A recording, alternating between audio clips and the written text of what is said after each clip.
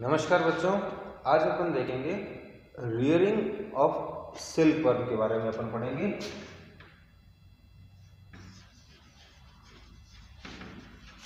Rearing of silk worm, इसके अंदर बात की जाती है कि ये जो सिल्क वर्म होता है, रेशम का जो कीट है, इससे सिल्क कैसे प्राप्त किया जाता है और इसका कल्चर किस प्रकार से हम करते हैं।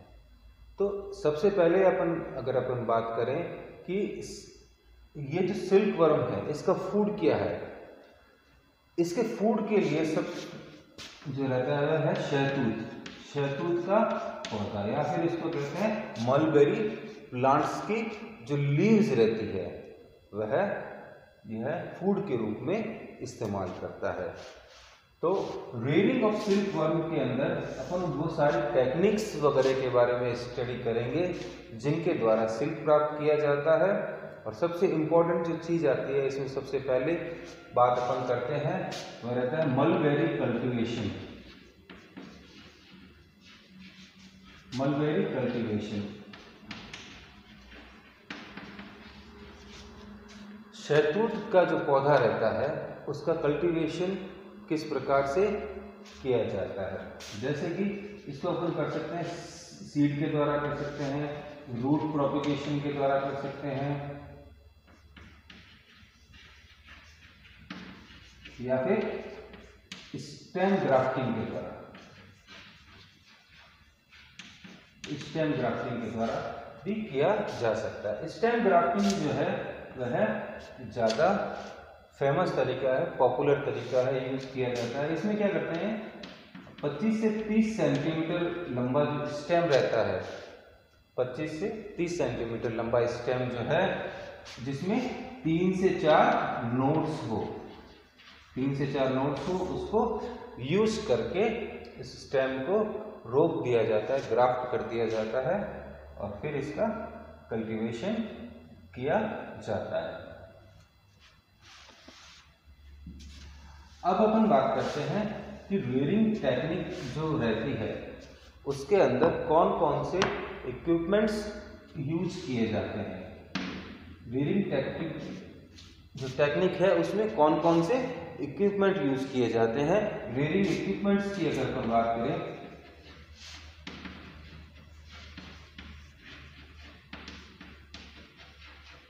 रियरिंग इक्विपमेंट के अंदर सबसे पहला आता है रियरिंग हाउस।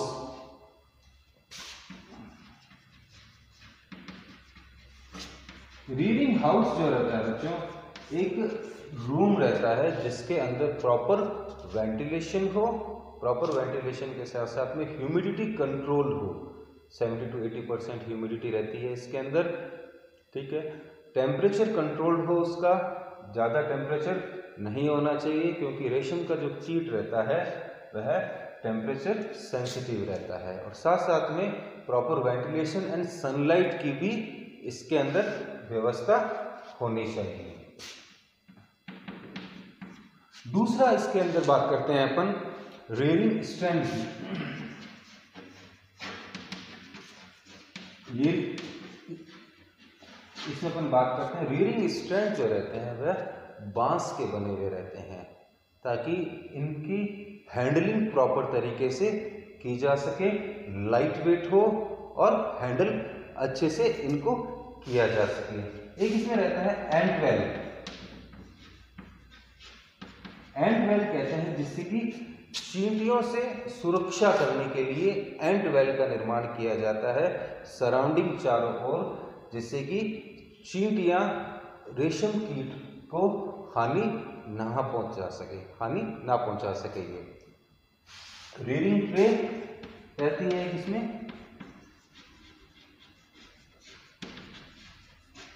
रियरिंग ट्रे बनी रहती है, प्लास्टिक मटेरियल की बनी रहती है जो कि लाइट वेट होती है, जिसमें कि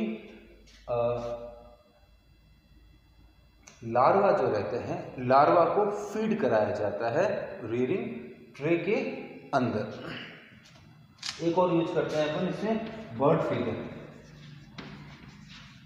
बर्ड फीडर का क्या काम होता है, कि जो एग्स वगैरह हैं वो काफ़ी सॉफ्ट मटेरियल रहता है। इनका जब ट्रांसफ़र किया जाता है एक प्लेट से दूसरे प्लेट के अंदर जब ट्रांसफ़र किया जाता है तो सॉफ्टली उसको यूज करने के लिए हम यूज करते हैं बर्ड फीडर्स को। अब अपन बात करते हैं रियरिंग प्रैक्टिस की। थर्ड पॉइंट आता है रियरिंग प्रैक्टिस।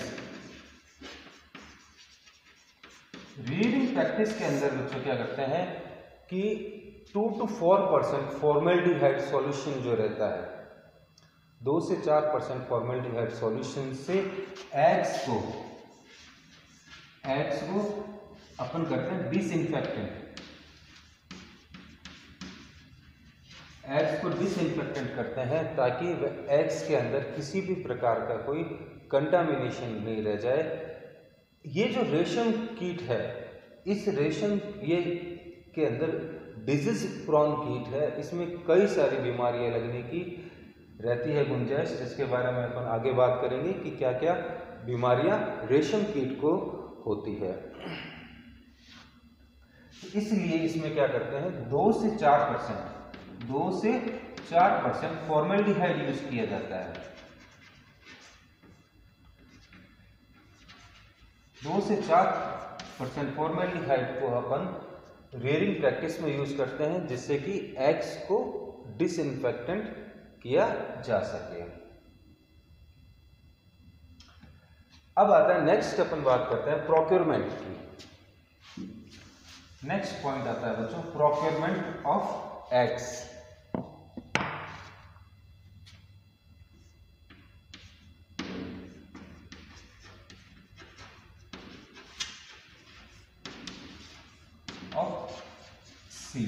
सीड्स क्या है?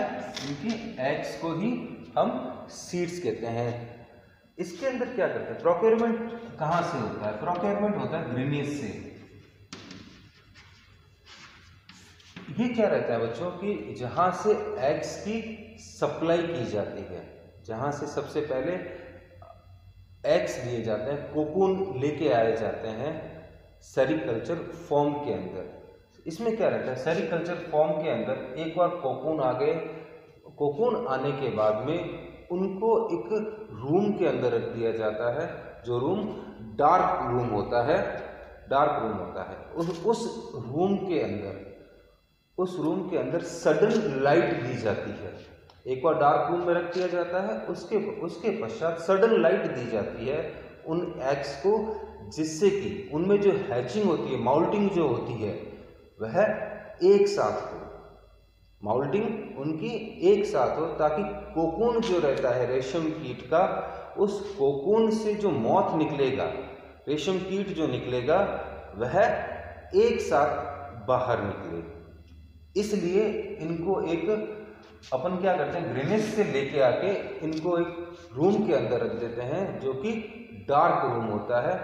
देन उसके पश्चात सडन लाइट जब दी जाती है तब इनके अंदर हैचिंग एक साथ में होती है। हैचिंग होने के पश्चात क्या किया जाता है,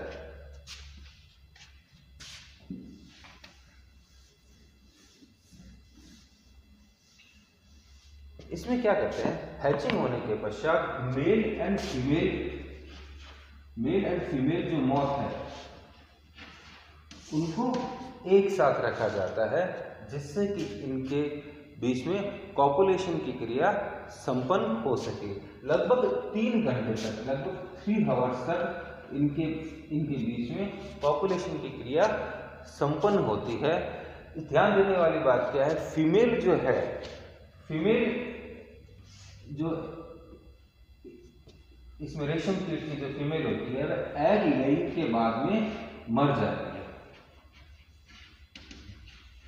उसकी डेथ हो जाती है फीमेल की।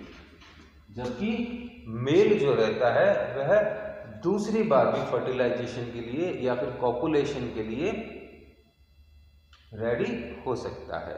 लेकिन फीमेल के अंदर एक बार एग लेइंग कर दी जाती है फीमेल के द्वारा, उसके बाद में इसकी डेथ हो जाती है। फीमेल का जो साइज है, वह भी अधिक होता है इसके मेल की बनस्पत। मेल का साइज कम होता है क्योंकि फीमेल के अंदर एग्स क्वांटिटी होने के कारण इसका साइज ज़्यादा होता है। एक बार में 400 से 500 अंडे फीमेल के द्वारा दिए जाते हैं। अब देखिए एक बार फर्टिलाइजेशन हो गया। फर्टिलाइजेशन होने के बाद में एग को ट्रे के अंदर रख दिया जाता है। एग्स को ट्रे के अंदर रख दिया जाता है। देन इनको फिर डार्क चैम्बर के अंदर, देखिए इसको एग को एक बार अपन ने इसके अंदर ट्रे के अंदर रख दिया जाता है। देन अगेन इनको स्टरलाइज किया जाता है।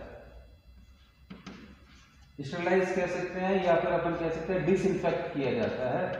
डिसइंफेक्ट किया जाता है ताकि इनमें कोई कंटामिनेशन या कोई बीमारी ना रह जाए। ठीक है, फिर उसके पश्चात इनको रख दिया जाता है डार्क बॉक्सेस के अंदर। ठीक है, डार्क बॉक्सेस के अंदर रख दिया जाता है और फिर इनके अंदर हैचिंग की प्रक्रिया संपन्न होती है। हैचिंग के द्वारा फर्स्ट लार्वा स्टेज बाहर निकलती है।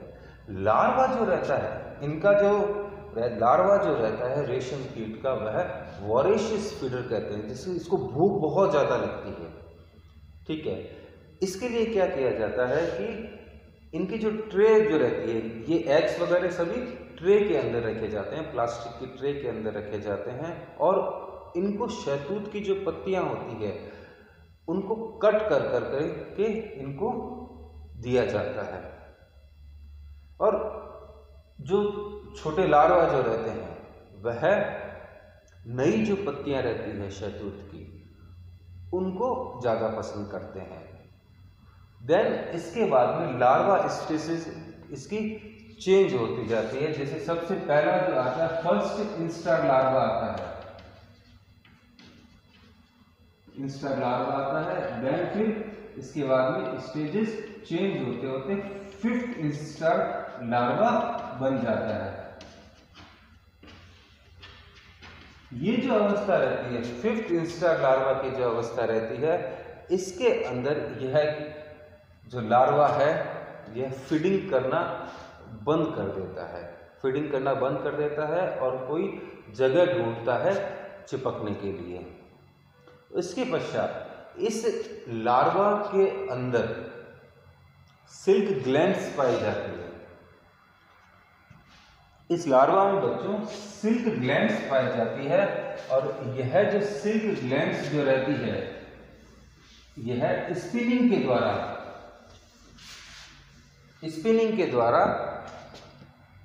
सिल्क सिक्रेट करती है, एक चिपचिपा पदार्थ सिक्रेट करती है। स्पिनिंग के द्वारा एक चिपचिपा पदार्थ सिक्रेट करती है और वह ही बाद में कोकून का निर्माण करता है। सूख जाने के पश्चात उसी से उसके पश्चात कोकून का निर्माण होता है। अब देखिए होता क्या है, इसके बाद में एक और स्टेप आता है माउंटिंग करना। माउंटिंग करना कि जब ये जो फिफ्थ लार्वा स्टेज हो जाती है उसके बाद में इसको दूसरी ट्रे में ट्रांसफर किया जाता है, जिसको हम कहते हैं माउंटिंग। और जब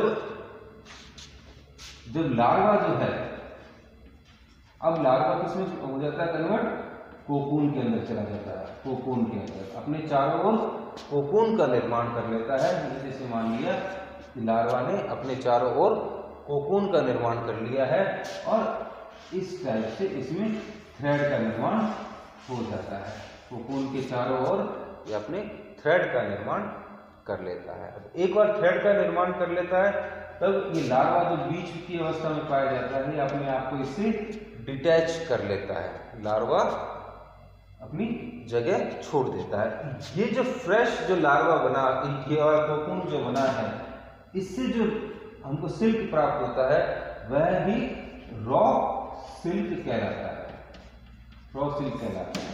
अब देखिए क्या करते हैं, जैसे कि इसके अंदर प्यूपा का निर्माण हो चुका है, इसमें से कुछ जो सीड्स के लिए रख लेते हैं, नेक्स्ट स्टेजेस के लिए इसको रख लिया जाता है। लेकिन जब हमें सिल्क यूज करना है, सिल्क निकालना है, तो इसका जो मतलब मेजर पोर्शन रहता है कोकून का, अपने पास जितना इकट्ठा हो रखा है कोकून, जितने सारे कोकून्स हैं, उसके मेजर कोकून्स को हम अलग कर लेते हैं और उनको फिर बॉईल करते हैं